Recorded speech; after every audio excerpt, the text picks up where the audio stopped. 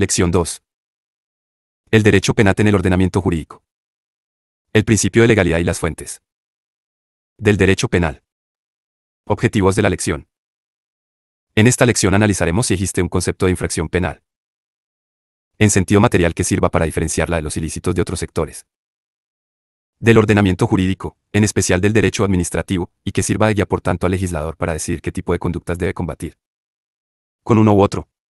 La respuesta a esta pregunta nos llevará a pedir la aplicación de los principios fundamentales del derecho penal al derecho administrativo sancionador y a defender, con ciertos límites, el principio de ne bis in idem entre ambas ramas del ordenamiento, pero también a negar al derecho penal una naturaleza meramente secundaria o sancionadora de las infracciones de otras ramas del ordenamiento. A continuación estudiaremos las fuentes del derecho penal, con las particularidades que respecto de las mismas imponen la vigencia del principio de legalidad y la reserva de ley orgánica prevista en la Constitución para aquellas normas que desarrollen derechos fundamentales y libertades públicas.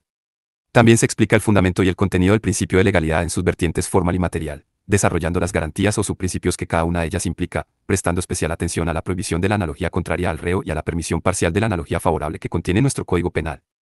Y también se exponen los problemas a los que se enfrenta su plena realización con mención especial de la problemática de las leyes penales en blanco. L. La delimitación del derecho penal del resto de los sectores del ordenamiento jurídico. Derecho penal y derecho administrativo. En la lección anterior se dio una definición del derecho penal. Sin embargo, en este tema pretendemos ofrecer los criterios que deben guiar al legislador y al intérprete a la hora de decidir qué ilícitos deben ser considerados delito y tratados por el derecho penal y cuáles en cambio deben ser asumidos por otras ramas del ordenamiento. Para ello la doctrina ha intentado, desde la Ilustración, ofrecer criterios materiales de distinción, que por lo general han dado escasos frutos. Distinguir el ilícito penal de otras clases de ilícitos se hace especialmente patente cuando se trata de dar al legislador pautas para decidir la utilización del derecho penal u optar en cambio por el derecho administrativo. Y ello porque de no existir esa distinción se podría bien correr el peligro de acudir en exceso al derecho penal, criminalizando conductas de escasa gravedad, lo que resultaría injusto por desproporcionado y llevaría además a un colapso de los tribunales penales, o bien, al contrario, caer en la tentación de atribuir a la administración un excesivo poder sancionatorio, cuando se dejan al derecho administrativo conductas que merecerían tratamiento penal. Existen en la doctrina numerosos intentos de distinción material, cualitativa, de ambas clases de ilícitos, como por el que intenta calificar al delito como un natural per se o de derecho natural, mientras que el ilícito administrativo sería artificial, creado solo por la voluntad del Estado, o el que reserva la protección de bienes jurídicos al derecho penal, mientras que los 37 ilícitos administrativos serán meros ilícitos formales, sin verdaderos objetos de protección, etc. Ninguna de estas teorfas ha tenido éxito. En nuestro país algunos autores han desarrollado otros criterios de distinción basados en la finalidad de la norma, el criterio teleológico. Mientras el primer derecho penal tutelaría el interés general, heterotutela, el derecho administrativo sancionador se ocuparía de tutelar el interés particular de la administración, autotutela, y a la línea de estas posturas, por ejemplo, defiende Situé a Sánchez que el derecho penal tiene como finalidad proteger bienes concretos a través de criterios de lesividad, peligrosidad y de imputación individual de un injusto propio, mientras que el de derecho administrativo sancionador trata de ordenar sectores de la actividad de esta manera, mientras el derecho penal se ocupa de la lesividad del comportamiento individual. Lo relevante para el derecho administrativo es la lesividad global derivada de la repetición y acumulación de determinadas conductas. Esta diferencia sustancial entre ambos órdenes jurídicos legitimaría, en su opinión, la sanción en el ámbito administrativo del peligro presunto o estadístico, supuestos en que la lesión o peligro del bien jurídico no proviene de la conducta individual, cuya lesividad o peligrosidad es ínfima, sino de la posibilidad de que dicha conducta sea repetida por una gran cantidad de personas, siendo esta repetición de conductas lo que realmente puede resultar lesivo. En cambio nunca está justificada la imposición de una pena. Supone por una conducta que represente un peligro meramente estadístico, pues ello también castigará a alguien por lo que haga o pueda hacer otro, una sanción ex iniuria Feijóo Sánchez parte, en contra de lo que aquí existe una diferencia defenderemos, de que sancionador, ya que cada cualitativa entre el derecho penal y el derecho administrativo una de estas ramas del fines preventivos de forma diversa. Ordenamiento jurídico cumple sus. En esta obra vamos a seguir la opinión de nuestro país, tanto entre los ampliamente mayoritaria en penalistas como entre los que entre el ilícito penal y administrativistas, del administrativo no hay diferencias cualitativas, sino únicamente cuantitativas, de gravedad. Como ya se dijo, el derecho penal se, por tanto, ocupa solo debiendo de los atentados quedar la más graves contra los bienes jurídicos más del ordenamiento Regulación del resto de ilícitos a otros sectores. Dice. La rapidez. Principio. De la. No sé. Sanción sigue, por siempre la en España, donde a veces por FAO. Menores garantías, se dota la mayor flexibilidad de un sistema con administración de la potestad de para determinadas conductas multas en ocasiones imponer. Que se pueden alcanzar por la vía.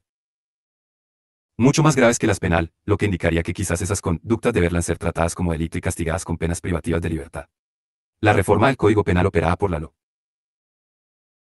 Marzo, ha eliminado el libro relativo a las faltas, 1/2015, de 30 en una decisión que rompe de manera radical con nuestra tradición sorprendente histórica y que no soluciona al absoluto el problema denunciando. Muy además al contrario. Nuevamente 2/3 partes de las conductas anteriormente constitutivas de falta se han convertido en delitos leves o en delitos menos graves, incrementando con carácter general la dureza de la reacción penal contra las mismas. Más. Y ello sin haberse efectuado una selección de las conductas más graves dentro de cada una de las faltas, sin una mera transposición de las mismas. El legislador ha perdido de nuevo la oportunidad de estudiar más detenidamente el modelo elegido para delimitar lo ilícito penal del resto de ilícitos de otros sectores del ordenamiento jurídico, dejándose llevar en cambio por criterios economicistas en pro de un supuesto ahorro en los costes, y una pretendida racionalización de la administración de justicia, que en realidad no son tales, vuele de OVA Pasamar 10 Ripollés. 2.1. Las faltas contra el patrimonio tenían asignada una pena de localización permanente de 4 a 12 días o multa de 1 a 2 meses, art. 623 CP, y tras la conversión en delitos leves se les asigna por lo general una pena de multa de 1 a 3 meses, art. 234, 236, 247, 249 y 253 CP, similar agravación reciben las antiguas faltas de lesiones y de maltrato de obra, antiguo art. 617.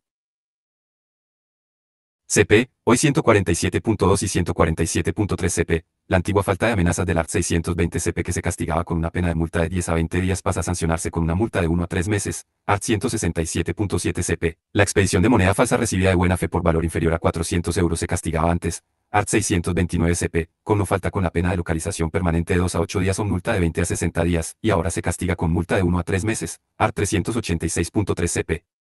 En otras ocasiones las antiguas faltas se han transformado en infracciones administrativas, como sucede con ciertas alteraciones leves del orden público, las faltas de respeto a la autoridad, el deslucimiento de determinados bienes en la vía pública o dejar sueltos animales peligrosos, recogidas en la Ley Orgánica 4/2015, de 30 de marzo, de protección de la seguridad ciudadana. Las nuevas infracciones pueden también llegar a tener señalada una sanción mayor a la prevista cuando eran faltas. Por ejemplo, la falta de respeto a las autoridades o ley. Sus agentes podía traducirse en una pena de multa mínima de 20 euros, en caso de que la multa durase 10 días y su cuota diaria se fijara en 2 euros, y una máxima de 28.000 euros, y ahora la multa mínima será en cambio de 100 euros y la máxima de 30.000 y. Por último, encontramos unos pocos supuestos en los que la conducta ya no se considera ni infracción penal, ni administrativa, sino mero ilícito civil, como es el caso de las antiguas faltas referidas a la infracción del régimen de custodia de los hijos, art. 622 CP. Por otro lado, con excesiva frecuencia en los últimos tiempos hemos asistido a reformas del Código Penal que convierten en delito lo que antes era una mera infracción administrativa. El legislador, quizás incapaz de dar una solución real a determinada problemática, acude con frecuencia a la criminalización de conductas, en un uso simbólico del derecho penal, opuesto a su carácter de ultima ratio y al principio de intervención mínima. García. Albero.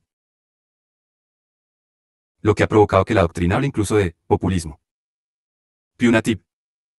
Miró Linares.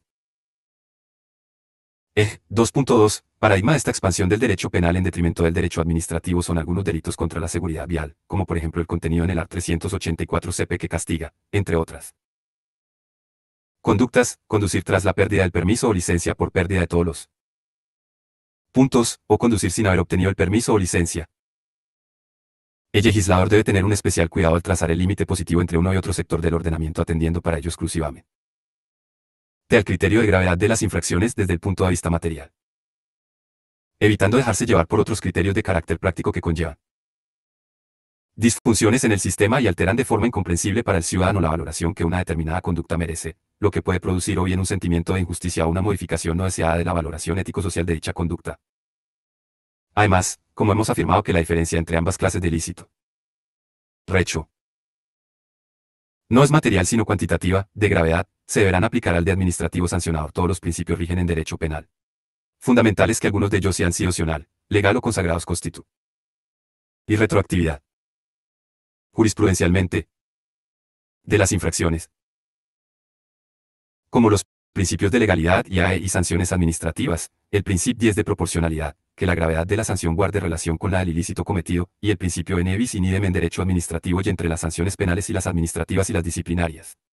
El principio ne bis in idem significa que no puede castigarse a alguien dos veces por lo mismo y se aplica no solo al ámbito penal en el que nace, todo orden jurídico sancionador. Este principio tiene una vertiente procesal, derecho a no ser juzgado dos veces por lo mismo o prohibición de doble proceso, y una vertiente material, derecho a no ser sancionado dos veces por lo administrativa. Mismo, lo que por incluye el mismo.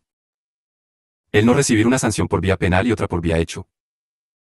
El principio ne bis in idem ha sido mental y a pesar de su no reconocido como un derecho funda, mención expresa en la Carta Magna, al menos con carácter general, nuestro Tribunal Constitucional.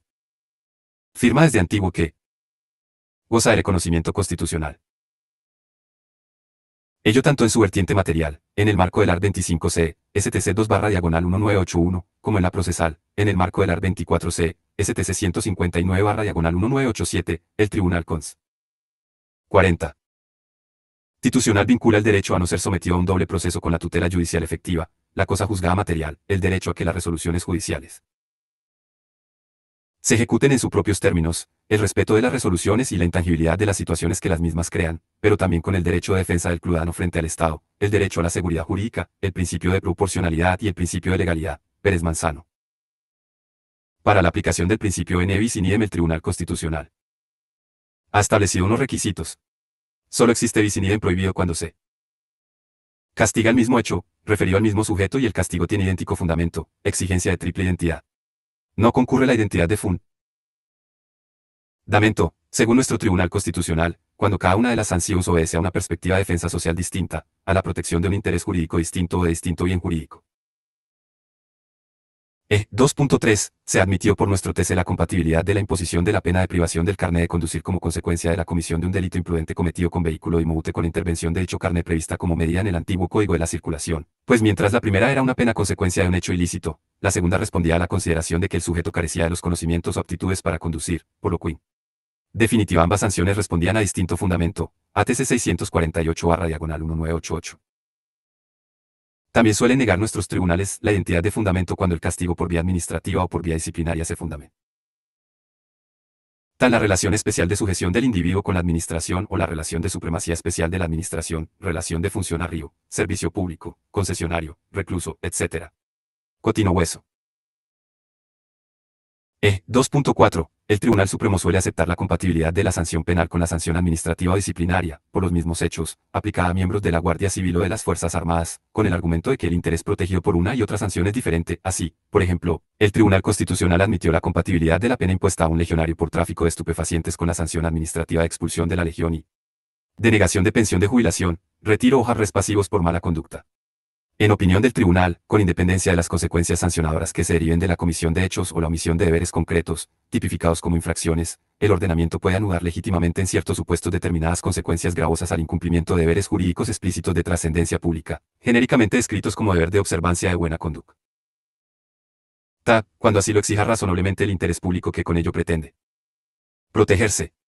Así ocurre sobre todo en el ámbito de las relaciones especiales de sujeción, cuando aquellas exigencias se vinculen directamente a garantizarla específica disciplina, cohesión interna o respetabilidad pública de las instituciones en que se desenvuelven dichas relaciones, STC 114/1987, de 6 de enero de 1987. Falta sin embargo el reconocimiento en derecho administrativo sancionador de otros principios esenciales, como el de culpabilidad, no ujainen sin culpabilidad y la medida de la pena no puede superar la medida de la culpabilidad. Y la llamada naturaleza secundaria del derecho penal. Ante el ordenamiento imposibilidad de distinguir el ilícito penal de otros sectores del penal no tenía jurídico, algunos autores llegaron a afirmar que el derecho infracciones de la función valorativa, sino meramente sancionadora de las normas propias de otros sectores del embargo la doctrina ordenamiento. Sanciones se castigan. Mayoritaria estima que esto no es cierto, ya que no ramas del derecho, penalmente y aun conductas que no están prohibidas por otras. Al elegir cuáles de las veces en que sí lo están, el derecho penal merecen ser. Esos ataques contra bienes jurídicos son los más graves y mismos castigados con pena, está haciendo su propia valoración de los tres fuentes del derecho penal. Del Código. El Sistema General de Fuentes del Derecho Español se regula en el artículo Generales Civil, que enumera como tales la ley, la costumbre, los principios internacionales del derecho y las normas jurídicas contenidas en los tratados mediante su cuando hayan pasado a formar parte del ordenamiento interno, publicación íntegra en el Boletín Oficial del Estado. La jurisprudencia no se considera fuente del derecho, su función es complementar el ordenamiento jurídico con la doctrina que, de modo reiterado, establezca el Tribunal Supremo al interpretar y aplicar la ley, la costumbre y unos principios generales del derecho. Y a pesar de que la jurisprudencia del Tribunal Supremo sea imprescindible para conocer el derecho real vigente, de su importantísima función unificadora a través de la casación y de que muchas veces incluso ha creado nuevos conceptos jurídicos a través de esa función de complemento de interpretación, lo cierto es que todo ello no acaba por convertirla en fuente del derecho, pues no hay una obligación jurídica de seguir una determinada interpretación o doctrina, que puede cambiar en cualquier momento. En relación con las fuentes del derecho penal en particular, las mismas se van a ver limitadas, como veremos, por el principio de legalidad y por la reserva de ley orgánica que impone el art. 81c en todo aquello que se refiera al desarrollo de derechos fundamentales y libertades públicas.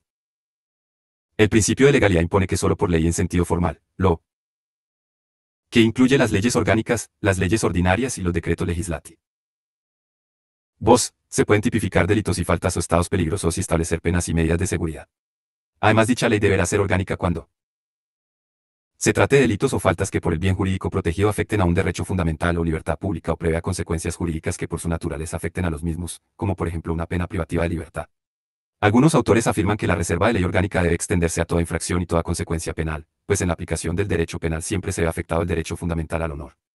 Otros autores en cambio admiten, en la línea aquí defendida, que por ejemplo un delito contra la propiedad castigado con una pena de multa no exigiría reserva de ley orgánica, por no usar la propiedad, bien jurídico protegido por la figura y afectado por la sanción, en este caso, un derecho fundamental.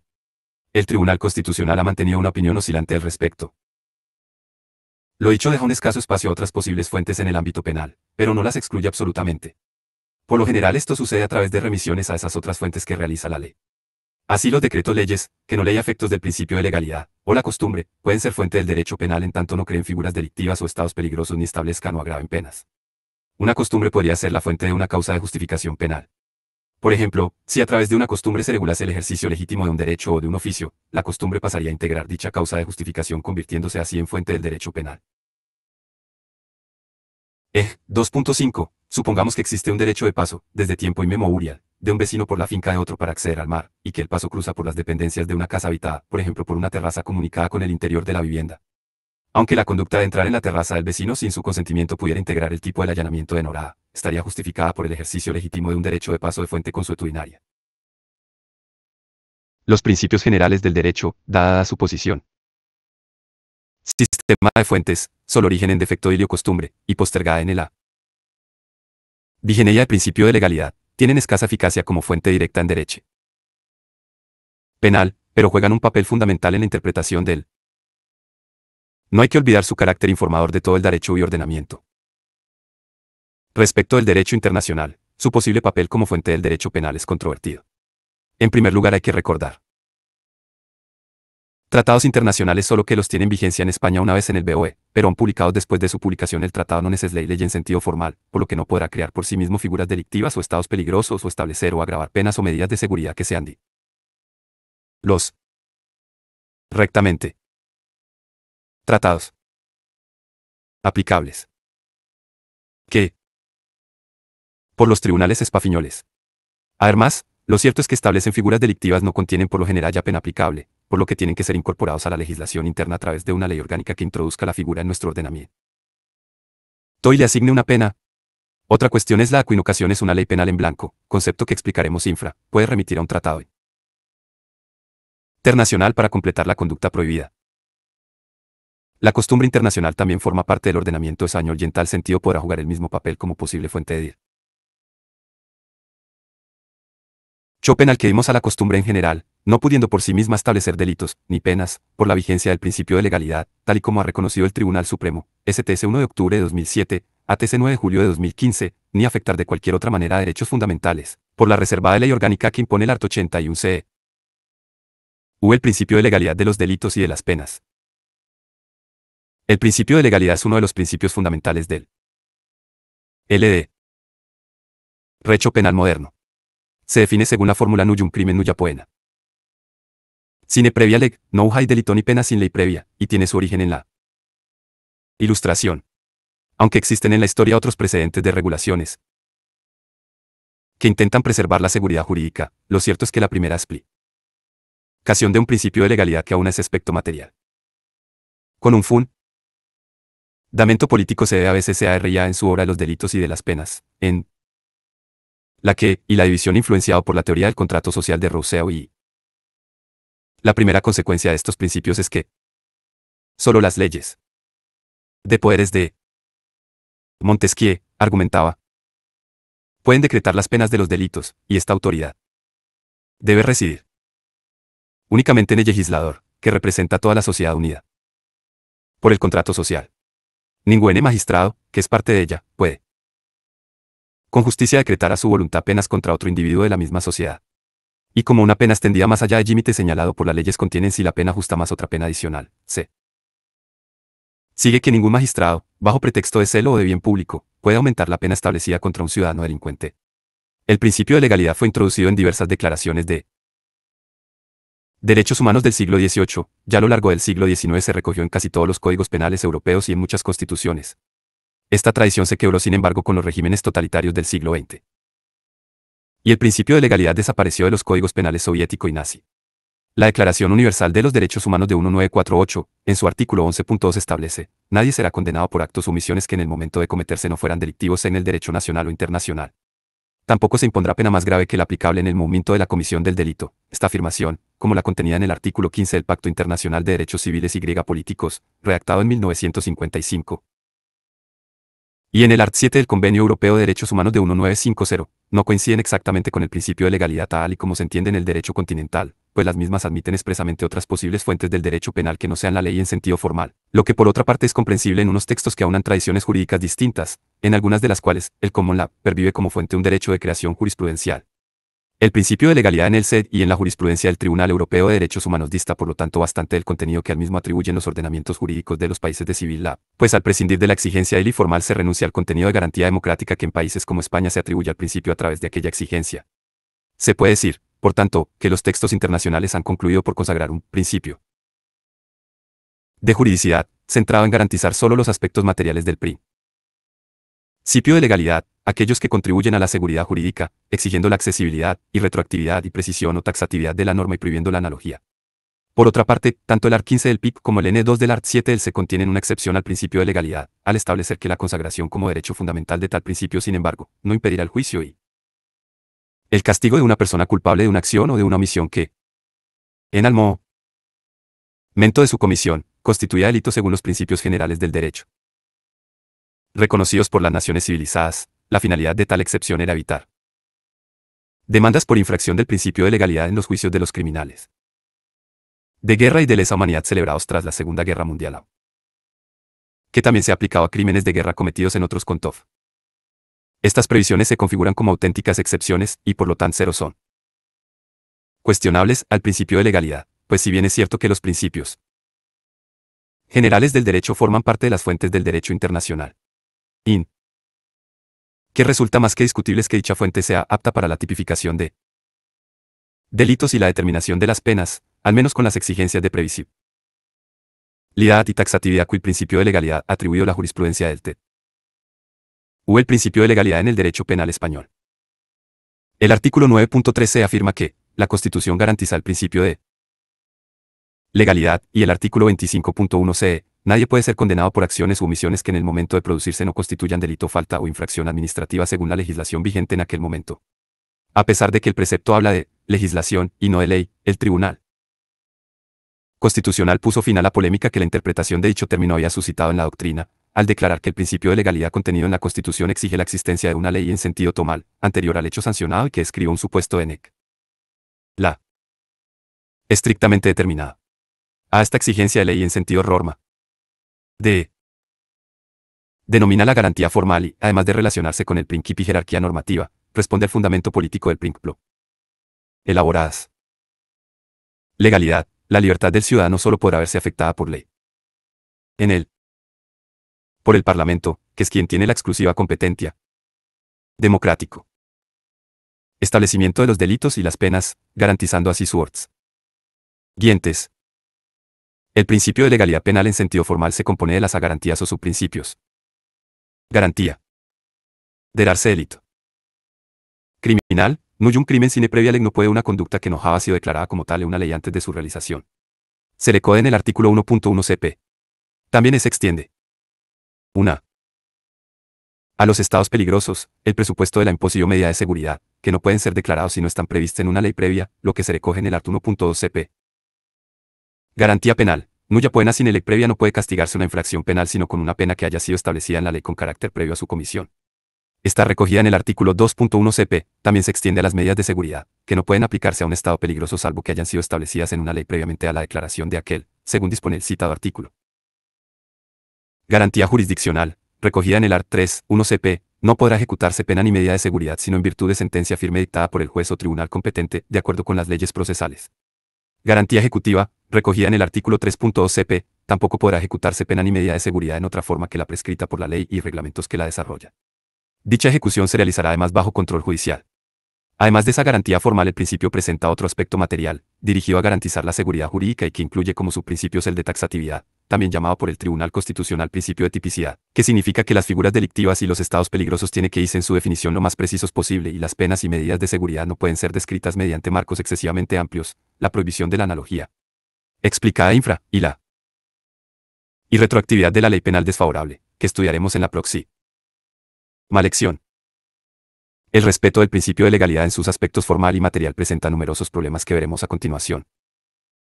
Problemas que plantea.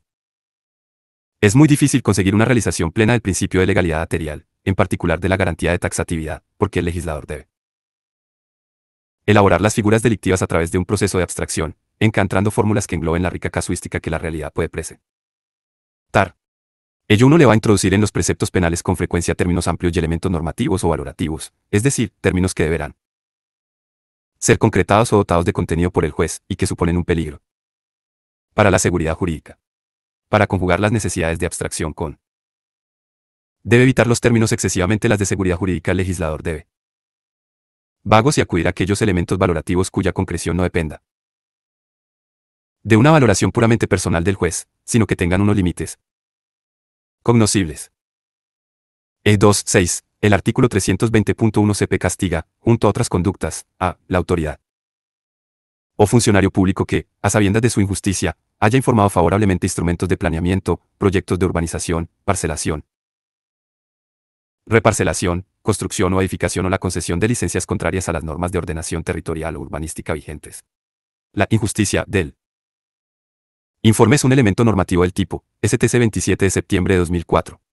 Para dotarlo de contenido, es decir, para saber cuándo el informe del funcionario es injusto, el juez tiene que acudir a las normas que regulan los instrumentos de planeamiento, proyectos de urbanización, etc. Será injusto el informe que no se atenga a dichas normas. Gómez Tomillo.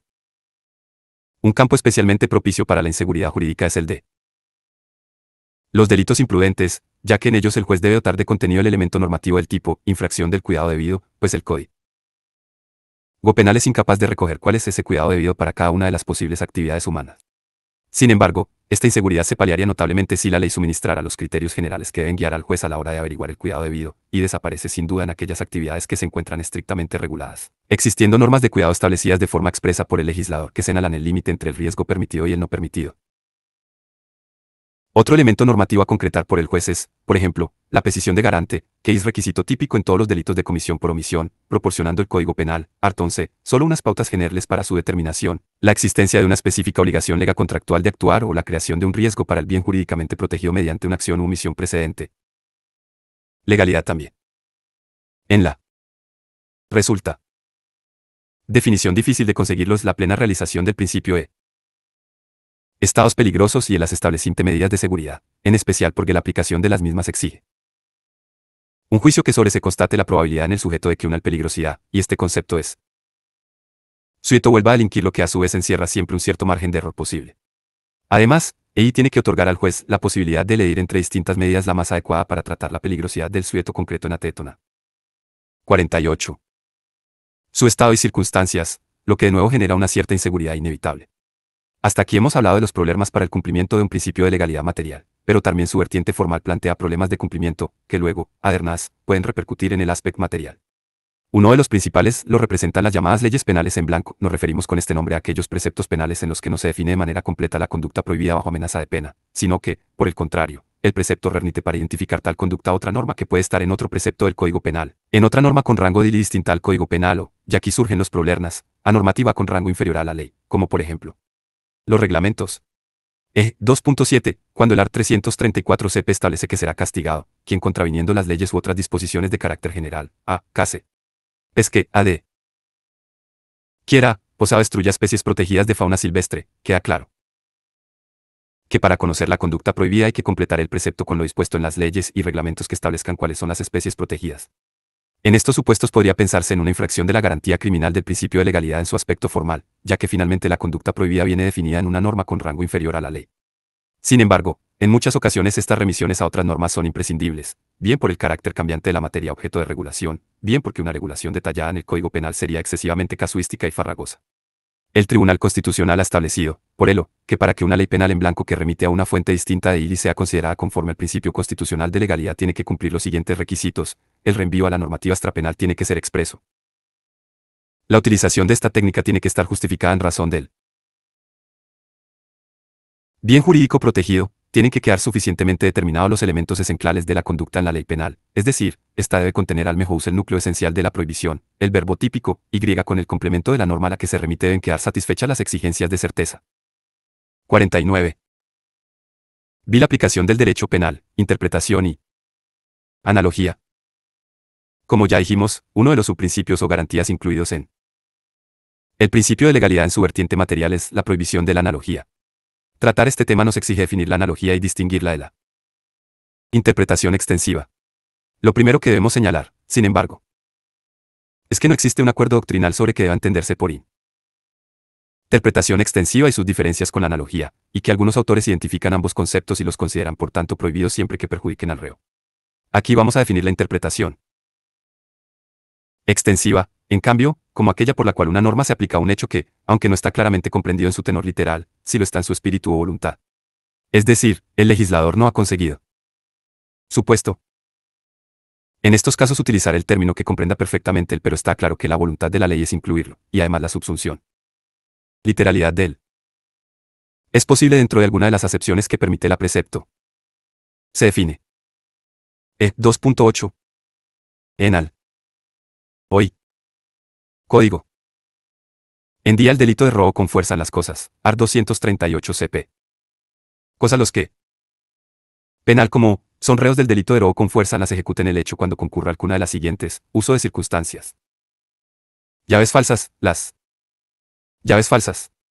Y el art. 239 CP aclara, se considerarán llaves legítimas perdidas por el propietario o obtenidas por un medio que constituya infracción penal. A los efectos del presente artículo, se consideran llaves las mentos de apertura a tarjetas magnéticas o perforadas, los mandos o instruistancia y cualquier otro instrumento tecnológico de casi similar.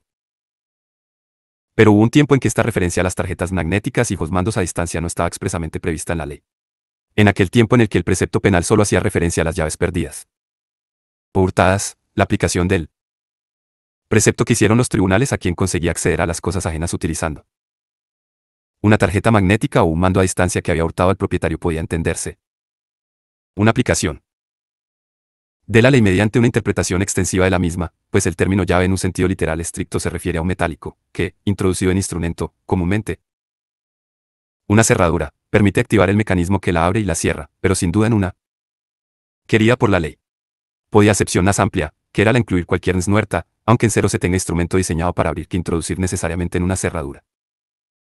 La interpretación extensiva así entendida no es contraria al principio de legalidad y debe ser admitida, pues la interpretación debe buscar el sentido y voluntad de la ley cuando ésta sea expresado de manera imperfecta en su tenor literal, siempre, claro está, que no se sobrepase el límite de los posibles significados del mismo. Sin embargo, los tribunales, que como hemos señalado han hecho uso a veces de este tipo de interpretación, en otras se han manifestado solemnemente en contra de una interpretación extensiva en contra del reo. Por el contrario, La analogía consistiría en aplicar una norma a un supuesto que no está recogido ni en la ley, ni en el espíritu de la misma, pero que es semejante a los sí comprendidos en ella. 2.9. El delito de genocidio, art. 607 CP, castiga a quienes realizan determinados actos, con el propósito de destruir total o parcialmente un grupo nacional, étnico, racial, religioso determinado por la discapacidad de sus integrantes. Un juez decide aplicar el delito de genocidio a quien realiza tales actos con la intención de destruir a un grupo político, que no está recogido entre los grupos que enumera el precepto, ni tampoco estaba comprendido en la voluntad del legislador que intencionadamente los dejó fuera, porque, en opinión del juez, las mismas razones que llevan a considerar genocidio el intento de exterminio de un grupo de los mencionados servirían para considerar genocidio el intento de exterminio de un grupo político. En tal caso el juez estaría haciendo una aplicación analógica del precepto en contra del reo. La analogía es favorable, y malam partem, contraria al reo, está prohibida por contravenir el principio de legalidad. Por ello no es lícita la aplicación de figuras delictivas, estados peligrosos, penas o medidas de seguridad por analogía. Aunque en nuestro país en ocasiones los tribunales han incurrido en analogía prohibida. 2.10. En ocasiones han aplicado medidas de seguridad que están previstas en la ley solo para los sujetos a quienes se les ha apreciado una eximente completa o incompleta del art. 20 CP a sujetos a los que solo se les aplicó un atenuante del art. 21 CP, lo que no está previsto en la ley. En cambio la analogía in bonam partem o favorable al reo no sería contraria al principio de legalidad. A pesar de ello, nuestro Código Penal no admite cualquier tipo de analogía favorable al reo en opinión de muchos autores, aunque este es de nuevo un tema discutido. Nuestro código prevé y admite expresamente las atenuantes por analogía en el art. 21.7. Por el contrario, según una gran parte de la doctrina, el art. 4 CP prohíbe la aplica. Menos 51. Ción de eximentes por analogía cuando dispone que las leyes penales no aplicarán a casos distintos de los comprendidos expresamente en ellas, y que el juez o tribunal acudirá al gobierno exponiendo lo conveniente sobre la derogación o modificación del precepto o la concesión de indulto, sin perjuicio de ejecutar desde luego la sentencia, cuando de la rigurosa aplicación de las disposiciones de la ley resulte penada una acción o omisión que, a juicio del juez o tribunal, no debiera hacerlo o cuando la pena sea notablemente excesiva, atendidos el mal causado por la infracción y las circunstancias personales del reo. Así, si un juez estimara que concurren en el caso circunstancias que son similares a las previstas en las eximentes que el Código recoge expresamente y que, por lo tanto, las mismas razones que llevaron al legislador a considerar para aquellos supuestos una eximente le asistirían en el caso que analiza para aplicar una eximente por analogía, no podría, sin embargo, aplicar dicha figura, sino que tendría que limitarse a pedir el indulto y la modificación de la ley. Esta regulación resulta problemática, pues como hemos dicho, en primer lugar una aplicación de eximentes por analogía no infringiría el principio de legalidad por ser favorable al reo, pero además, en ocasiones el Código Penal presenta evidentes lagunas que harían necesaria la apreciación de eximentes por analogía. 2.11. La eximente de desistimiento, regulada para la tentativa, art. 16 CP, no está prevista para los actos muchos sentidos preparatorios, donde tendría sin embargo aplicación, pero si seguimos la ría posible apreciarla por analogía. Interpretación expuesta no sé. Conceptos clave. Derecho penal, delito, ilícito administrativo, ne bis in idem, naturaleza secundaria, principio de legalidad, reserva de ley orgánica, leyes penales en blanco o taxatividad, analogía, interpretación extensiva. Ejercicios de autoevaluación. 1. ¿Qué criterio debe seguir el legislador para distinguir cuándo debe castigar una conducta como delito y cuándo como mero ilícito administrativo? 2. ¿Puede un funcionario ser castigado penalmente y, además, recibir una sanción disciplinaria? 3. ¿Tiene el derecho penal una naturaleza meramente secundaria? 4. ¿Es la jurisprudencia fuente del derecho penal? ¿Por qué? ¿Qué funciones ple? 5. Está recogido expresamente el principio de legalidad en nuestro ordenamiento. En caso afirmativo, ¿dónde? 6. Si hablamos del origen democrático de las leyes, ¿a qué aspecto del principio de legalidad nos remitimos? 7. ¿Qué es una ley penal en blanco y qué requisitos debe cumplir para ser conforme a la Constitución? 8. ¿En qué se diferencian analogía e interpretación extensiva? 9. ¿Qué tres subprincipios fundamentales integra el principio de legalidad en su aspecto material? 10. ¿Qué clases de analogía y en qué medida están permitidas por nuestro Código Penal?